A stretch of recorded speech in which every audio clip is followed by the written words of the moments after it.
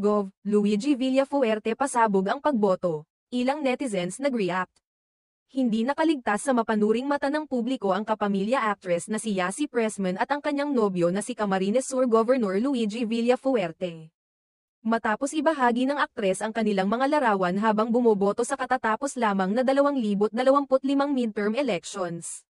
Sa isang Instagram post na ginawa noong ika-12 ng Mayo. Ipinasilip ni Yassi ang kanilang karanasan bilang magkasintahan na kapwa aktibong lumahok sa eleksyon.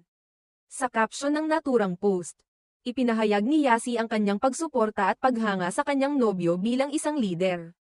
Aniya, I am grateful to stand beside you, mahal, a leader who leads with heart and purpose. For the people.